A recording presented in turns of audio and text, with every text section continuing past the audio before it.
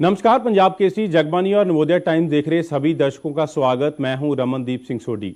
2022 का चुनाव नजदीक आ रहा है। ऐसे में सभी राजनीतिक दल अपना प्रचार कर रहे हैं। हर सियासी जमात अलग अलग मुद्दे पर अपने चुनाव को लड़ने का दावा कर रही है। कांग्रेस बोल रही है कि हमने डेवलपमेंट की है, अकाली बोल रहे हैं कि पिछली सरकार में हमने काम किया, और इस बीच में आम आदमी पार्टी बोल रही है कि हमने करके दिखाया है।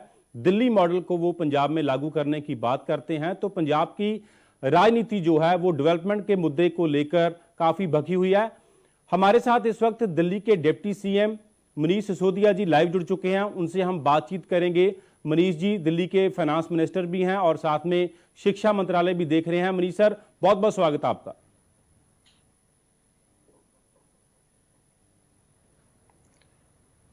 Thank you very much. सबसे पहले तो मैं आपसे पूछना चाहूंगा कि आप लगातार पंजाब में आ रहे हैं, अरविंद जी भी आ रहे हैं। पंजाब की नब्ज क्या लगती है आपको? पंजाब की रम्ज क्या समझें आप? क्या चाहता है पंजाब? पंजाब की नब्ज में इस बार ये सुनाई दे रहा है कि एक मौका अरविंद केजरीवाल जी को देके देखना चाहिए। केजरीवाल ਨੂੰ एक मौका देना है, ये हर जगह से सुनाई दे रहा है। गांव में जाता हूं, कस्बा में जाता हूं, शहर में जाता हूं, व्यापारियों में जाता हूं, किसानों में जाता हूं, हर जगह से सुनाई दे रहा है भाई एक मौका तो केजरीवाल को देना बनता है। आप एक मौका केजरीवाल को देने की बात करते हो तो विपक्षी दल बोलता है कि अरविंद केजरीवाल को मौका क्यों? ये मौका किसी पंजाब के लीडर को क्यों नहीं है? आप अरविंद जी को क्यों प्रेजेंट कर रहे हैं? केजरीवाल को मौका का मतलब ही पंजाब के लोग जानते हैं कि केजरीवाल जी की जो राजनीति है, एक तरफ राजनीति है भारतीय जनता पार्टी की, एक तरफ राजनीति है कांग्रेस की, एक तरफ है आम आदमी पार्टी की कहो, केजरीवाल जी की कहो, वो ये है कि काम करने की राजनीति है, बहाने बनाने की राजनीति नहीं है। और बहुत जरूरी मुद्दे जो है लोगों की जिंदगी से जुड़े हुए, गरीबी के, रोजगार के, शिक्षा के, स्वास्थ्य के, पंजाब के लोग भी चाहते हैं यार दिल्ली में अगर स्कूल अच्छे हो सकते हैं तो पंजाब में भी हो तो सकते हैं, अगर कोई सरकार मिल जाए, केजरीवाल जी जैसी सरकार मिल जाए। तो इसलिए मौका केजरीवाल जी की राजनीति को देना है। जी, किन 5 मुद्दों पर आपको लगता है कि सबसे ज्यादा मनीष जी काम होने वाला है? कौन से 5 मुद्दे हैं? आम आदमी पार्टी की सरकार बनने के बाद में देखिए, सबसे पहले तो जो पंजाब का व्यापारी है, पंजाब का इंडस्ट्रियलिस्ट है, उसकी खुशहाली के लिए काम करना पड़ेगा, क्योंकि इंडस्ट्रियलिस्ट की खुशहाली पंजाब के व्यापारी की खुशहाली होगी तो वहां और रोजगार निकलेंगे। दूसरा वहां के किसान की किसान, और दो ऐसी चीजें हैं जो पंजाब हमेशा एक साथ लेके चला है। तो दो तो सबसे महत्वपूर्ण मुद्दे यही हैं। इसके साथ साथ शिक्षा का है, बिजली का है, स्वास्थ्य का है, महिला सुरक्षा का मुद्दा है, युवाओं के लिए रोजगार का मुद्दा है। तुरंत काम होने की जरूरत है। पंजाब के सरकारी स्कूलों में पढ़ाई का स्तर अभी बहुत खराब है, तो पढ़ाई का स्तर बहुत सुधारने की जरूरत है पंजाब के सरकारी स्कूलों में। पर क्या कारण है कि इस बार ड्रग का मुद्दा जो है वो पॉलिटिक्स में नजर नहीं आ रहा? खासतौर पे पंजाब में सैक्रिलाइज का इशू था, वो भी आपके एजेंडे पर नजर नहीं आ रहा, जबकि पिछली बार ये 2 मुद्दे सबसे बड़े मुद्दे थे। नहीं, ड्रग का मुद्दा भी है, माइनिंग का मुद्दा भी है, कल ही राघव चड्ढा जी ने उठाया, लेकिन क्योंकि आपने बहुत लिमिटेड करके पूछा कि भाई 4-5 मुद्दे बताइए, वरना ड्रग भी उतना ही बड़ा मुद्दा है। कल राघव चड्ढा जी ने जिस तरह से अपनी जान पे खेल के चन्नी साहब को एक्सपोज किया कि किस तरह से उनके हलके में, उनके राजनीतिक संरक्षण में माइनिंग हो रही है बड़े पैमाने पर, और इतनी माइनिंग को अगर रोक दिया जाए तो पंजाब सरकार को 20,000 करोड़ का फायदा होगा। और इस 20,000 करोड़ में पंजाब के लोगों के लिए मुफ्त बिजली से लेके, महिलाओं को 1,000 रुपए से लेके स्कूल अस्पताल की बहुत शानदार व्यवस्था हो सकती है। तो ये सारे मुद्दे हम उठा रहे हैं और इन्हीं को चुनाव में लेके जा रहे हैं, और इन्हीं पर जब सरकार बनेगी तो इन्हीं पर काम करना शुरू करेंगे। पिछली दफा आप पंजाब में आए मनीष जी, और आपने यहाँ के स्कूलों का दौरा किया। आप चरणजीत सिंह चन्नी के खास तौर के कॉन्स्टिट्यूंसी में गए, उनकी कॉन्स्टिट्यूंसी पर जाकर आपने देखा कि स्कूलों की हालत खस्ता है। ऐसे में सरकार बोलती है कि आप किसी चुनिंदा स्कूल में जाकर पंजाब की बदनामी कर रहे हैं, जबकि गांव में जाओ, पंजाब की ग्रेडिंग देखो, पंजाब दिल्ली से पहले स्थान पर आता है जब सर्वे होता है। वो बोल रहे हैं कि ये पॉलिटिक्स कर रहे हैं मनीष सिसोदिया जी। अच्छे स्कूल दिखाने की बजाय जानबूझकर किसी एक स्कूल को चुन लिया जाता है और वहां पर जाकर आप वीडियो बना देते हैं। मैंने तो सुना था, चन्नी साहब भी कह रहे थे, पूरी की पूरी कांग्रेस कह रही है कि भाई हमने पंजाब के स्कूल 5 साल में बहुत शानदार किए, सारे स्कूल बहुत शानदार कर दिए हैं, इसीलिए नंबर 1 पे हैं। तो इसीलिए मैंने सोचा कि भाई पहले स्कूल दिखा दें वो। जब वो तैयार नहीं हुए तो मैंने खुद चन्नी साहब के, मैंने सोचा मुख्यमंत्री जी के हल्के में तो स्कूल अच्छे हो ही गए होंगे, तो मैं सुबह एक स्कूल में पहुंचा, वहां पे 6,000 रुपए की तनख्वाह पे एक टीचर काम कर रहा है। स्कूल की हालत सबने देखी, मीडिया में बहुत बुरी थी। मैं दूसरे स्कूल में पहुंचा, वहां पे भी वही हालत, 6,000 रुपए की तनख्वाह में एक टीचर से पांच पांच अलग अलग क्लासेस, 1 2 3 4, 5वीं क्लास तक का स्कूल है, 5वीं क्लास तक के सारे बच्चों को केवल एक टीचर के हवाले किया हुआ है, और वो भी 6,000 रुपए की तनख्वाह देते हैं उसको। वो टीचर क्या पढ़ाएंगे? अगर 6,000 रुपए की तनख्वाह है उनको कुल, तो टीचर्स को तनख्वाह नहीं दे रहे। 6,000 रुपए की तनख्वाह में एक ही टीचर से 5वीं क्लास तक का पूरा स्कूल संभलवाया जा रहा है। अगर इसको नंबर 1 कहते हैं, तो मुझे लगता है कि फिर तो पंजाब के लोगों के साथ में बहुत अत्याचार कर रहे हैं लोग। प्रगट सिंह का कहना है कि दिल्ली एक यूटी है, केंद्र शासित प्रदेश है, आबादी के मामले में दिल्ली पंजाब से पीछे है, पंजाब को टैकल करना दिल्ली के मुकाबले काफ़ी मुश्किल है। उनका कहना है कि दिल्ली और पंजाब में फाइनेंस को लेकर, सहूलतों को लेकर काफ़ी फर्क है। आपको वो बोल रहे हैं कि पंजाब के संदर्भ में आप अनाड़ी लोग हो, आपको पंजाब एक इंडिपेंडेंट स्टेट चलाने का तजर्बा नहीं है। उनके इस बयान पर आपका क्या प्रतिक्रम है? अगर कांग्रेस को लगता है कि उनकी हैसियत नहीं है, उनको नहीं आता है कि एक स्टेट को कैसे चलाया जाता है, ये तो इसका मतलब वो खुद मान रहे हैं कि भाई स्टेट तो देखो हमसे चल नहीं सकता, नगर निगम होता तो हम भी चला के दिखा देते, यूटी होता तो हम भी चला के दिखा देते, हम तो स्टेट चला रहे हैं, स्टेट थोड़ी चल पाता है। तो इसका मतलब कांग्रेस मान रही है कि उनसे स्टेट नहीं चलता है। इस बार कांग्रेस को तो मैं सलाह दूंगा ऐसे में कि वो चुनाव ही ना लड़े। अगर कांग्रेस को लगता है कि पंजाब को नहीं, पंजाब की व्यवस्थाओं को ठीक नहीं किया जा सकता, पंजाब के स्कूलों को ठीक नहीं किया जा सकता क्योंकि पंजाब एक बड़ा राज्य है, पंजाब की इकोनॉमी को ठीक नहीं किया जा सकता क्योंकि पंजाब एक बड़ा राज्य है, तो मैं कांग्रेस को सलाह दूंगा कि बड़े राज्य का चुनाव लड़े ना, क्योंकि पंजाब तो बड़ा राज्य है बाय डिफॉल्ट। चुनाव में जाने से पहले आपको ये पता होना चाहिए कि जनता अगले 5 साल के लिए ऐसा आदमी चुनना चाहती है जो ये ना कहे साहब पंजाब बड़ा राज्य था इसलिए यहाँ काम नहीं हुए, बल्कि काम करके दिखाए। आज आम आदमी पार्टी सरकार में आएगी तो काम करके दिखाएगी। केजरीवाल जी की नेतृत्व में, वहां पे केजरीवाल जी की राजनीति के तहत जो सरकार बनेगी पंजाब की आम आदमी पार्टी की, वो बहाने नहीं मारेगी साहब पंजाब बड़ा राज्य है। जब आप बड़े राज्य की सरकार बनाने के लिए चुनाव में जाते हैं तो आपको पता होता है पहले से कि बड़े राज्य की सरकार बन रही है आपकी, इसका मतलब आपको बड़े राज्य की सरकार चलानी नहीं आती, आप निकल जाइए। मगर चरणजीत चन्नी और सुखबीर सिंह बादल कहते हैं कि आप पंजाब आते हो, बोलते हो हम 1000 रुपया औरतों को देंगे, हम टीचरों को पक्का करेंगे। उनका कहना है कि ये सारी चीजें आप दिल्ली में क्यों नहीं कर रहे? दिल्ली में आप किसी औरत को 100 रुपया भी नहीं दे रहे। दिल्ली में हमने बहुत सारी स्कीम्स लागू की हुई हैं। हमने महिलाओं के लिए सुरक्षा के लिए सीसीटीवी लगवाए हैं, हमने महिलाओं के लिए बसें फ्री कर रखी हैं। तो दिल्ली की जरूरतों के हिसाब से हमने दिल्ली में स्कीम बनाई है, पंजाब की जरूरतों के हिसाब से पंजाब में स्कीम बनेगी। इनको प्रॉब्लम क्या है? अगर पंजाब की महिलाओं को पंजाब की सरकार के टैक्स के पैसे से कुछ पैसा मिल जाता है, चरणजीत सिंह चन्नी जी के हल्के में 20,000 करोड़ रुपए की चोरी हो रही है, उसमें से अगर कुछ पैसा अभी चन्नी जी बताएं वो कहां जा रहा है पैसा, और क्यों उसको इन्होंने 20,000 करोड़ की चोरी को अलाउ कर रखा है। 20,000 करोड़ रुपए की चोरी रुक जाए तो पंजाब की सारी महिलाओं को 1,000 तो छोड़ो 2-2 हजार रुपए मिल सकते हैं। तो 20,000 करोड़ रुपए की चोरी होने दें, नेताओं के रिश्वत चली जाए, महिलाओं को 1,000 रुपए की अगर सरकार की ओर से कोई योजना मिले, उसमें इनके पेट में दर्द हो रहा है। पैसा कहां से आएगा? सबसे बड़ा सवाल यह है कि आज की डेट में पंजाब कर्जाई सूबा है, तो पैसा कहां से आएगा? सबसे बड़ा तो मसला फाइनेंस का है। आप धड़ाधड़ स्कीमें तो लॉन्च कर रहे हो, कल नवजोत सिंह सिद्धू ने भी बोला कि इतना पैसा कहां से लेकर आओगे? ईमानदारी की राजनीति जिसको करनी आती है उसको पता है कि पैसा कहां से आएगा। बेईमानी की राजनीति करने वालों को चिंता रहती है कि मेरे बैंक बैलेंस कैसे बढ़ेंगे। ईमानदारी की राजनीति करने वालों को चिंता होती है कि भाई सरकार का बैंक बैलेंस कैसे बढ़ेगा। दिल्ली में बैंक बैलेंस बढ़ा।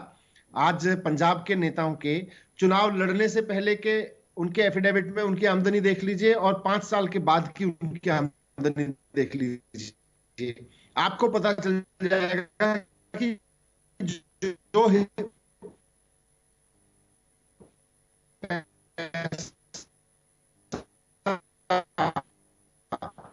पंजाब के लोगों के हिस्से में आना चाहिए था, पंजाब सरकार के हिस्से में आना चाहिए था, वो नेताओं के हिस्से में चला गया। वही पैसा जब आम आदमी पार्टी की सरकार बनेगी तो पंजाब सरकार के हिस्से में आएगा। आज जैसा मैंने आपको उदाहरण दिया, 20,000 करोड़ रुपए का रेत माफिया चोरी कर रहा है। ये पैसा अगर पंजाब सरकार के हिस्से में आ जाता तो पंजाब के लोगों की बल्ले बल्ले थी, लेकिन वो पैसा के हिस्से, माफिया के हिस्से में जा रहा है, उसको रोका जाएगा। रही बात दिल्ली के मॉडल की, आप लगातार जब प्रचार करते हो तो यही बात बोलते हो कि जैसा हमने दिल्ली में करके दिखाया वैसा पंजाब में करेंगे। शिक्षा नीति को लेकर अगर मैं मनीष जी आपसे सवाल करूं तो आपने क्या अपग्रेड किया? नई पॉलिसी लेकर आए, अमेंडमेंट की? मैं चाहूंगा इंफ्रास्ट्रक्चर के मामले को लेकर और सिलेबस के मामले के सवाल को लेकर आप बताइए डिटेल में कि आपने ऐसा क्या किया दिल्ली में जिसको लेकर आप बोल रहे हो कि हमने ये करके दिखाया है और पंजाब में भी ऐसे हम लागू करेंगे। देखिए, दिल्ली में रेल से लेके, सड़क से लेके, मेट्रो रेल से लेके, सड़क से लेके, बिजली पानी से लेके, बिजली का उदाहरण है, जैसे 24 घंटे बिजली आती है दिल्ली में आज। 5 साल पहले की आप बात देखेंगे, 6-7 साल पहले की, तो 7-7, 8-8 घंटे के पावर कट लगते थे और लोगों को जनरेटर और इन्वर्टर पर डिपेंड रहना पड़ता था। हर घर में, हर दुकान में, हर इंडस्ट्री में बिना जनरेटर, बिना इन्वर्टर के कोई काम ही नहीं चलता था।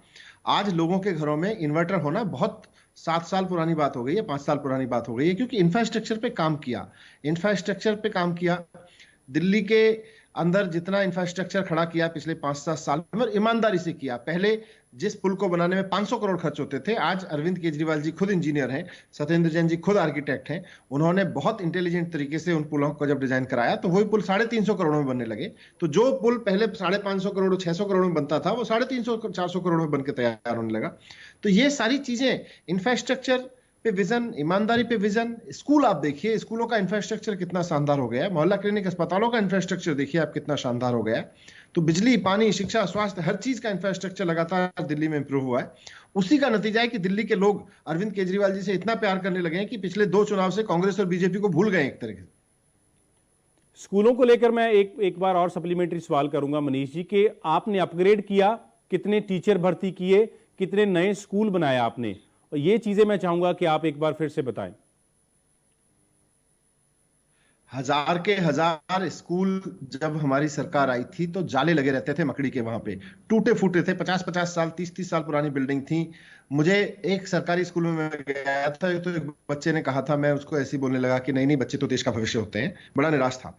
तो उसने मुझे कहा कि देखिए सर, हम तो देश का भविष्य थोड़े ही हैं, हम तो सरकारी स्कूलों में पढ़ते हैं, देश का भविष्य तो प्राइवेट स्कूलों में पढ़ता है। आज मैं गर्व के साथ कह सकता हूं कि दिल्ली के सरकारी स्कूलों में भी देश का भविष्य पढ़ता है। हमने 1000 के 1000 सरकारी स्कूलों के इंफ्रास्ट्रक्चर, बिल्डिंग्स, नए कमरे बनवाए। 500 स्कूलों से ज्यादा तो हमने क्लासरूम खड़े करा दिए हैं, अलग अलग नए नए बनवा के। पहले एक क्लासरूम में 80-80, 90-90 बच्चे बैठते थे, 100-100, 125 बच्चे तक बैठे देखे थे मैंने। आज वहां पे 40-50 का रेशो, 35 का रेशो आ गया है। तो ये सब इंफ्रास्ट्रक्चर के इंप्रूवमेंट से ही तो हुआ। टीचर्स लगातार भर्ती हुए हैं, कम से कम 20,000 टीचर्स हमारी सरकार के दौरान भर्ती हुए हैं, और हम किसी को 6,000 रुपए नहीं दे रहे हैं। हमारे यहाँ अगर कोई गेस्ट टीचर भी काम कर रहा है तो हम उसको 6,000, एक भी टीचर को हम 6,000 रुपए नहीं दे रहे हैं। और एक भी स्कूल हमारा आपको ऐसा नहीं मिलेगा जहां पे हम 5 क्लास एक ही स्कूल से एक ही टीचर को कहते हो भाई एक ही पूरा का पूरा स्कूल तुम संभालो। ये तो स्कूल बर्बाद कर रखे हैं इन्होंने, कांग्रेस वालों ने पंजाब के। मगर चन्नी आपका मजाक उड़ाते हैं मनीष जी। उनका कहना है कि जो पार्टी अपने विधायकों को नहीं संभाल पाई वो पंजाब को क्या संभालेगी। पहले कांग्रेस के मुख्यमंत्री जी से मेरा रिक्वेस्ट है, अपनी पार्टी के अध्यक्ष को ही संभाल लो, बाकी विधायकों की तो बात बाद में करना। तारीफ बड़ी कर रहे हो आजकल आप नवजोत सिंह सिद्धू की, कि आपके संपर्क में है। हम तो सबके संपर्क में हैं, हम तो चन्नी साहब भी मिल जाते हैं हमको, तो हम तो उनके भी संपर्क में हैं, उनको भी नमस्ते करते हैं। नहीं, संपर्क में आने का सवाल जो मेरा है वो ये है कि क्या किसी से बातचीत चल रही है आपकी? क्या आप भी भाजपा की तरह कोई पंजाब से नए लीडर पार्टी में शामिल करने जा रहे हैं? नहीं, इस तरह से हमारे अभी कोई बात नहीं चल रही है। अब एक सबसे इंपॉर्टेंट सवाल, मेरे ख्याल जितने भी सुनने वाले हैं, मैंने अरविंद जी से भी यही पूछा था कि सबकी नजर है कि आपका सीएम कैंडिडेट कौन होगा। इस सवाल को लेकर जो कल सुखबीर सिंह बादल का मैंने इंटरव्यू किया, उनका भी कहना, कह रहे हैं कि मैं तो अकाली दल का उम्मीदवार हूं, ना तो अभी कांग्रेस क्लियर कर पा रही है कि चन्नी सीएम होगा या नहीं, और ना ही आम आदमी पार्टी क्लियर कर पा रही है। अरविंद केजरीवाल जी भी साफ कर चुके हैं, आम आदमी पार्टी का एक कार्यकर्ता जानता है कि बहुत जल्द हम एक सीएम कैंडिडेट अनाउंस करेंगे, और अरविंद जी कह चुके हैं कि उस पर पूरे पंजाब को गर्व होगा, ऐसा व्यक्ति होगा जिस पे पंजाब को मान होगा, और समय आने पे करेंगे। हमें अपनी पॉलिटिकल स्ट्रेटेजी के लिए हमें समय तय करने दीजिए, वही बेहतर रहेगा।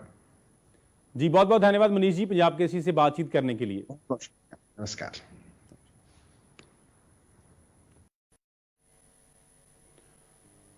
नमस्कार। पंजाब केसरी, जगबानी और नवोदय टाइम्स देख रहे सभी दर्शकों का स्वागत। मैं हूं रमनदीप सिंह सोडी। 2022 का चुनाव नजदीक आ रहा है। ऐसे में सभी राजनीतिक दल अपना प्रचार कर रहे हैं। हर सियासी जमात अलग अलग मुद्दे पर अपने चुनाव को लड़ने का दावा कर रही है। कांग्रेस बोल रही है कि हमने डेवलपमेंट की है, अकाली बोल रहे हैं कि पिछली सरकार में हमने काम किया, और इस बीच में आम आदमी पार्टी बोल रही है कि हमने करके दिखाया है। दिल्ली मॉडल को वो पंजाब में लागू करने की बात करते हैं। तो पंजाब की राजनीति जो है वो डेवलपमेंट के मुद्दे को लेकर काफी भखी हुई है।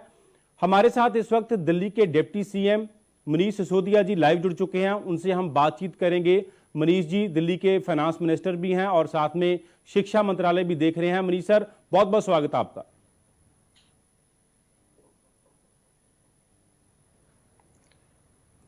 Thank you very much.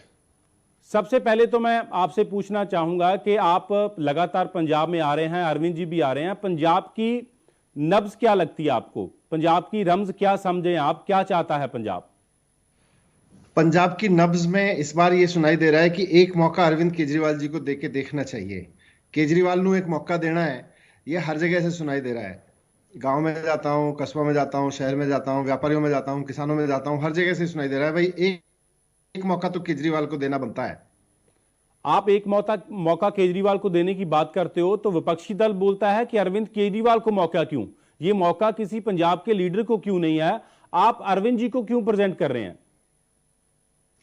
Kejriwal को मौका का मतलब ही पंजाब के लोग जानते हैं कि केजरीवाल जी की जो राजनीति है, एक तरफ राजनीति है भारतीय जनता पार्टी की, एक तरफ राजनीति है कांग्रेस की, एक तरफ है आम आदमी पार्टी की कहो, केजरीवाल जी की कहो, वो ये है कि काम करने की राजनीति है, बहाने बनाने की राजनीति नहीं है। और बहुत जरूरी मुद्दे जो है लोगों की जिंदगी से जुड़े हुए, गरीबी के, रोजगार के, शिक्षा के, स्वास्थ्य के, पंजाब के लोग भी चाहते हैं यार दिल्ली में अगर स्कूल अच्छे हो सकते हैं तो पंजाब में भी हो तो सकते हैं अगर कोई सरकार मिल जाए, केजरीवाल जी जैसी सरकार मिल जाए। तो इसलिए मौका केजरीवाल जी की राजनीति को देना है। जी, किन 5 मुद्दों पर आपको लगता है कि सबसे ज्यादा मनीष जी काम होने वाला है? कौन से 5 मुद्दे हैं? आम आदमी पार्टी की सरकार बनने के बाद में देखिए, सबसे पहले तो जो पंजाब का व्यापारी है, पंजाब का इंडस्ट्रियलिस्ट है, उसकी खुशहाली के लिए काम करना पड़ेगा, क्योंकि इंडस्ट्रियलिस्ट की खुशहाली पंजाब के व्यापारी की खुशहाली होगी तो वहां और रोजगार निकलेंगे। दूसरा वहां के किसान की किसान, और दो ऐसी चीजें हैं जो पंजाब हमेशा एक साथ लेके चला है। तो दो तो सबसे महत्वपूर्ण मुद्दे यही हैं। इसके साथ साथ शिक्षा का है, बिजली का है, स्वास्थ्य का है, महिला सुरक्षा का मुद्दा है, युवाओं के लिए रोजगार का मुद्दा है। तुरंत काम होने की जरूरत है।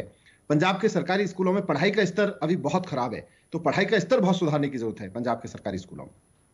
पर क्या कारण है कि इस बार ड्रग का मुद्दा जो है वो पॉलिटिक्स में नजर नहीं आ रहा? खासतौर पे पंजाब में सैक्रिलाइज का इशू था, वो भी आपके एजेंडे पर नजर नहीं आ रहा, जबकि पिछली बार ये 2 मुद्दे सबसे बड़े मुद्दे थे। नहीं, ड्रग का मुद्दा भी है, माइनिंग का मुद्दा भी है। कल ही राघव चड्ढा जी ने उठाया, लेकिन क्योंकि आपने बहुत लिमिटेड करके पूछा कि भाई 4-5 मुद्दे बताइए, वरना ड्रग भी उतना ही बड़ा मुद्दा है। कल राघव चड्ढा जी ने जिस तरह से अपनी जान पे खेल के चन्नी साहब को एक्सपोज किया कि किस तरह से उनके हलके में, उनके राजनीतिक संरक्षण में माइनिंग हो रही है बड़े पैमाने पर, और इतनी माइनिंग को अगर रोक दिया जाए तो पंजाब सरकार को 20,000 करोड़ का फायदा होगा। और इस 20,000 करोड़ में पंजाब के लोगों के लिए मुफ्त बिजली से लेके, महिलाओं को 1,000 रुपए से लेके स्कूल अस्पताल की बहुत शानदार व्यवस्था हो सकती है।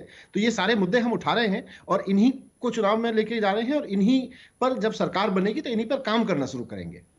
पिछली दफा आप पंजाब में आए मनीष जी, और आपने यहाँ के स्कूलों का दौरा किया। आप चरणजीत सिंह चन्नी के खास तौर के कॉन्स्टिट्यूंसी में गए, उनकी कॉन्स्टिट्यूंसी पर जाकर आपने देखा कि स्कूलों की हालत खस्ता है। ऐसे में सरकार बोलती है कि आप किसी चुनिंदा स्कूल में जाकर पंजाब की बदनामी कर रहे हैं, जबकि गांव में जाओ, पंजाब की ग्रेडिंग देखो, पंजाब दिल्ली से पहले स्थान पर आता है जब सर्वे होता है। वो बोल रहे हैं कि ये पॉलिटिक्स कर रहे हैं मनीष सिसोदिया जी। अच्छे स्कूल दिखाने की बजाय जानबूझकर किसी एक स्कूल को चुन लिया जाता है और वहां पर जाकर आप वीडियो बना देते हैं। मैंने तो सुना था, चन्नी साहब भी कह रहे थे, पूरी की पूरी कांग्रेस कह रही है कि भाई हमने पंजाब के स्कूल 5 साल में बहुत शानदार किए, सारे स्कूल बहुत शानदार कर दिए हैं, इसीलिए नंबर 1 पे हैं। तो इसीलिए मैंने सोचा कि भाई पहले स्कूल दिखा दें वो। जब वो तैयार नहीं हुए तो मैंने खुद चन्नी साहब के, मैंने सोचा मुख्यमंत्री जी के हल्के में तो स्कूल अच्छे हो ही गए होंगे, तो मैं सुबह एक स्कूल में पहुंचा, वहां पे 6,000 रुपए की तनख्वाह पे एक टीचर काम कर रहा है। स्कूल की हालत सबने देखी, मीडिया में बहुत बुरी थी। मैं दूसरे स्कूल में पहुंचा, वहां पे भी वही हालत, 6,000 रुपए की तनख्वाह में एक टीचर से पांच पांच अलग अलग क्लासेस, 1 2 3 4, 5वीं क्लास तक का स्कूल है, 5वीं क्लास तक के सारे बच्चों को केवल एक टीचर के हवाले किया हुआ है, और वो भी 6,000 रुपए की तनख्वाह देते हैं उसको। वो टीचर क्या पढ़ाएंगे? अगर 6,000 रुपए की तनख्वाह है उनको कुल, तो टीचर्स को तनख्वाह नहीं दे रहे। 6,000 रुपए की तनख्वाह में एक ही टीचर से 5वीं क्लास तक का पूरा स्कूल संभलवाया जा रहा है। अगर इसको नंबर 1 कहते हैं, तो मुझे लगता है कि फिर तो पंजाब के लोगों के साथ में बहुत अत्याचार कर रहे हैं लोग। प्रगट सिंह का कहना है कि दिल्ली एक यूटी है, केंद्र शासित प्रदेश है, आबादी के मामले में दिल्ली पंजाब से पीछे है, पंजाब को टैकल करना दिल्ली के मुकाबले काफ़ी मुश्किल है। उनका कहना है कि दिल्ली और पंजाब में फाइनेंस को लेकर, सहूलतों को लेकर काफ़ी फर्क है।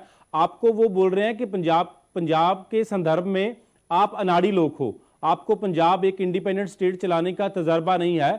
उनके इस बयान पर आपका क्या प्रतिक्रम है? अगर कांग्रेस को लगता है कि उनकी हैसियत नहीं है, उनको नहीं आता है कि एक स्टेट को कैसे चलाया जाता है, ये तो इसका मतलब वो खुद मान रहे हैं कि भाई स्टेट तो देखो हमसे चल नहीं सकता, नगर निगम होता तो हम भी चला के दिखा देते, यूटी होता तो हम भी चला के दिखा देते, हम तो स्टेट चला रहे हैं, स्टेट थोड़ी चल पाता है। तो इसका मतलब कांग्रेस मान रही है कि उनसे स्टेट नहीं चलता है। इस बार कांग्रेस को तो मैं सलाह दूंगा ऐसे में कि वो चुनाव ही ना लड़े। अगर कांग्रेस को लगता है कि पंजाब को नहीं, पंजाब की व्यवस्थाओं को ठीक नहीं किया जा सकता, पंजाब के स्कूलों को ठीक नहीं किया जा सकता क्योंकि पंजाब एक बड़ा राज्य है, पंजाब की इकोनॉमी को ठीक नहीं किया जा सकता क्योंकि पंजाब एक बड़ा राज्य है, तो मैं कांग्रेस को सलाह दूंगा कि बड़े राज्य का चुनाव लड़े ना, क्योंकि पंजाब तो बड़ा राज्य है बाय डिफॉल्ट। चुनाव में जाने से पहले आपको ये पता होना चाहिए कि जनता अगले 5 साल के लिए ऐसा आदमी चुनना चाहती है जो ये ना कहे साहब पंजाब बड़ा राज्य था इसलिए यहाँ काम नहीं हुए, बल्कि काम करके दिखाए। आज आम आदमी पार्टी सरकार में आएगी तो काम करके दिखाएगी। केजरीवाल जी की नेतृत्व में, वहां पे केजरीवाल जी की राजनीति के तहत जो सरकार बनेगी पंजाब की आम आदमी पार्टी की, वो बहाने नहीं मारेगी साहब पंजाब बड़ा राज्य है। जब आप बड़े राज्य की सरकार बनाने के लिए चुनाव में जाते हैं तो आपको पता होता है पहले से कि बड़े राज्य की सरकार बन रही है आपकी, इसका मतलब आपको बड़े राज्य की सरकार चलानी नहीं आती, आप निकल जाइए। मगर मगर चरणजीत चन्नी और सुखबीर सिंह बादल कहते हैं कि आप पंजाब आते हो, बोलते हो हम 1,000 रुपया औरतों को देंगे, हम टीचरों को पक्का करेंगे। उनका कहना है कि ये सारी चीजें आप दिल्ली में क्यों नहीं कर रहे? दिल्ली में आप किसी औरत को 100 रुपया भी नहीं दे रहे। दिल्ली में हमने बहुत सारी स्कीम्स लागू की हुई हैं। हमने महिलाओं के लिए सुरक्षा के लिए सीसीटीवी लगवाए हैं, हमने महिलाओं के लिए बसें फ्री कर रखी हैं। तो दिल्ली की जरूरतों के हिसाब से हमने दिल्ली में स्कीम बनाई है, पंजाब की जरूरतों के हिसाब से पंजाब में स्कीम बनेगी। इनको प्रॉब्लम क्या है? अगर पंजाब की महिलाओं को पंजाब की सरकार के टैक्स के पैसे से कुछ पैसा मिल जाता है, चरणजीत सिंह चन्नी जी के हल्के में 20,000 करोड़ रुपए की चोरी हो रही है, उसमें से अगर कुछ पैसा अभी चन्नी जी बताएं वो कहां जा रहा है पैसा, और क्यों उसको इन्होंने 20,000 करोड़ की चोरी को अलाउ कर रखा है। 20,000 करोड़ रुपए की चोरी रुक जाए तो पंजाब की सारी महिलाओं को 1,000 तो छोड़ो 2,000 रुपए मिल सकते हैं। तो 20,000 करोड़ रुपए की चोरी होने दें, नेताओं के रिश्वत चली जाए, महिलाओं को 1,000 रुपए की अगर सरकार की ओर से कोई योजना मिले, उसमें इनके पेट में दर्द हो रहा है। पैसा कहां से आएगा? सबसे बड़ा सवाल यह है कि आज की डेट में पंजाब कर्जाई सूबा है, तो पैसा कहां से आएगा? सबसे बड़ा तो मसला फाइनेंस का है। आप धड़ाधड़ स्कीमें तो लॉन्च कर रहे हो, कल नवजोत सिंह सिद्धू ने भी बोला कि इतना पैसा कहां से लेकर आओगे? ईमानदारी की राजनीति जिसको करनी आती है उसको पता है कि पैसा कहां से आएगा। बेईमानी की राजनीति करने वालों को चिंता रहती है कि मेरे बैंक बैलेंस कैसे बढ़ेंगे। ईमानदारी की राजनीति करने वालों को चिंता होती है कि भाई सरकार का बैंक बैलेंस कैसे बढ़ेगा। दिल्ली में बैंक बैलेंस बढ़ा। आज पंजाब के नेताओं के चुनाव लड़ने से पहले के उनके एफिडेविट में उनकी आमदनी देख लीजिए और 5 साल के बाद की उनकी आमदनी देख लीजिए, आपको पता चल जाएगा कि जो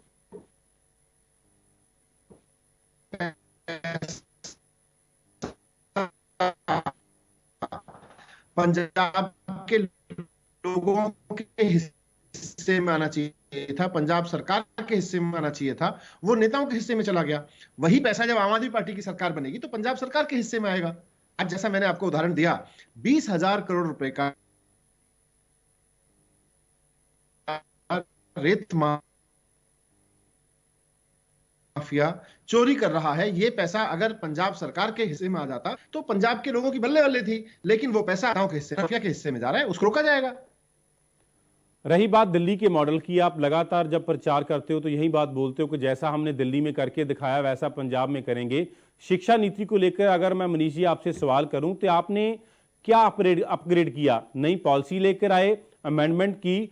मैं चाहूंगा इंफ्रास्ट्रक्चर के मामले को लेकर और सिलेबस के मामले के सवाल को लेकर आप बताइए डिटेल में कि आपने ऐसा क्या किया दिल्ली में जिसको लेकर आप बोल रहे हो कि हमने ये करके दिखाया है और पंजाब में भी ऐसे हम लागू करेंगे। देखिए, दिल्ली में रेल से लेके, सड़क से लेके, मेट्रो रेल से लेके, सड़क से लेके, बिजली पानी से लेके, बिजली का उदाहरण है, जैसे 24 घंटे बिजली आती है दिल्ली में आज। 5 साल पहले की आप बात देखेंगे, 6-7 साल पहले की, तो 7-7, 8-8 घंटे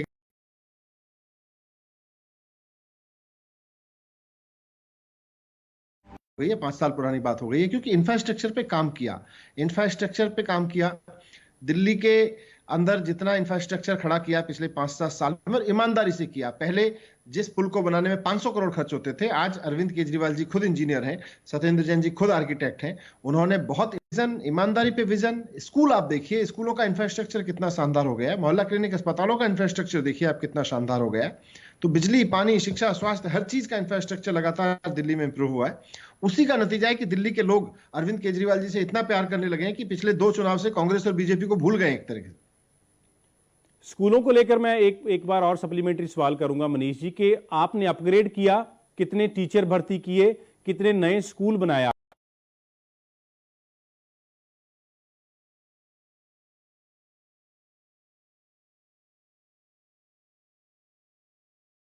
पचास साल, 30-30 साल पुरानी बिल्डिंग थी। मुझे एक सरकारी स्कूल में मैं गया था, तो एक बच्चे ने कहा था, मैं उसको ऐसे ही बोलने लगा कि नहीं नहीं, बच्चे तो देश का भविष्य होते हैं। बड़ा निराश था। तो उसने मुझे कहा कि देखिए सर, हम तो देश का भविष्य थोड़ी हैं, हम तो सरकारी स्कूल में पढ़ते हैं।